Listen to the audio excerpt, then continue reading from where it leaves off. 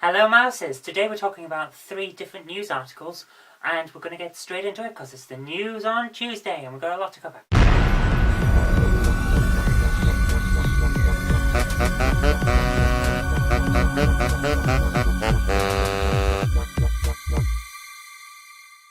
First up, we have a couple in America who are suing their landlord because apparently the house that they're renting was haunted. Ooh.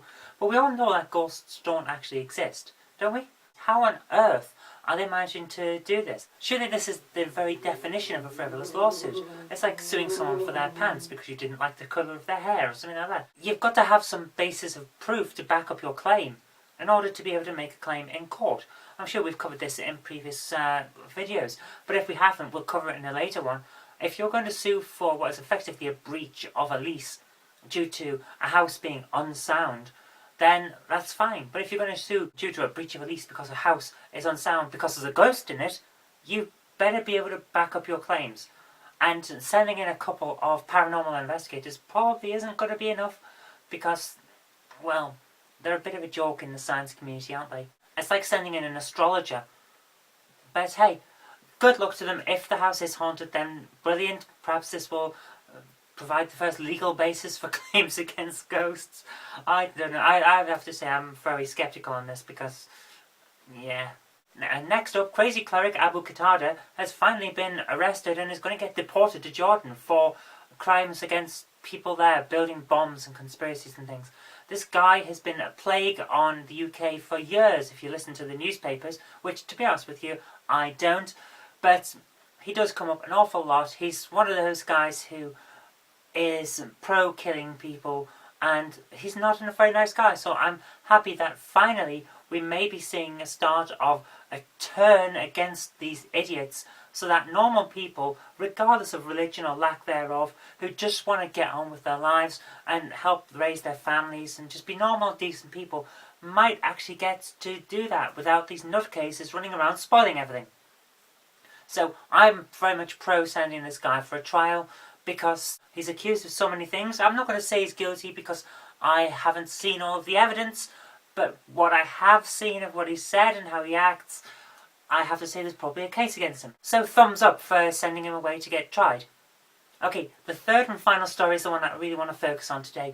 It's this idea that a guy who was a butch macho guy and loved girls in the way that butch macho people tend to do, had a stroke, which is unfortunate, and woke up gay. Now, this happened last year and it's been reported on before, but they're bringing out a documentary or something, so it's back in the papers again, and I thought, it's probably about time we spoke about this. Now, a lot of people will be saying that he's actually using the stroke as an excuse to unlock his repressed homosexuality.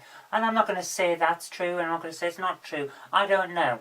But I do know that he's not the first person who's had a life-changing injury cause a life change. Anyone who's studied neurology or psychology even will have known of Phileas Gage, the guy who got a spike through his head while building a railroad in America, and who suddenly found that he had no inhibitions anymore.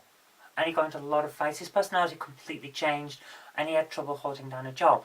So trauma to the head, which a stroke is, can cause personality changes. But if you want to go even further and have a really extreme example, look at the life-threatening illness that Emperor Caligula had and how he changed as a result. Now, one of the things we remember Caligula for is being a complete loon. He was in charge of the Roman Empire and he basically bankrupted it. He wanted to make his horse a consul. But actually, I'm going to have to jump in and say he never actually did it. He threatened it as a way of suggesting that everyone in the Senate was useless, but he never actually intended to make his horse a consul. He's the guy that went to absolute decadence and almost destroyed the Roman Empire as a result. But before his illness, which was some hideous fever, it really hurt his mind, he was actually a pretty good guy. As emperors go, the younger Caligula was pretty good. I mean, yeah, okay, we're talking about the kind of people who, by comparison, were mostly crazy or ineffectual or just let the empire crumble around them because all they were interested in was orgies and power.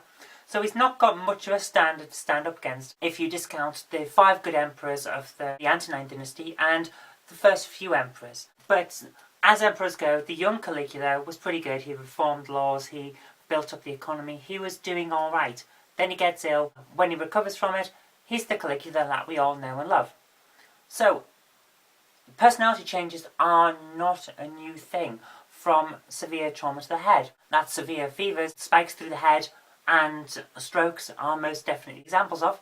So, we can say from that it may very well be that this guy did wake up gay after his stroke, and if he did, compared to some of the other things that have happened, he's probably got off lucky. So, on that note, we're going to leave it there. I've been Zoe Kirk-Robinson. You've been watching a video. We'll have some more about Batman tomorrow, but until then, see you later.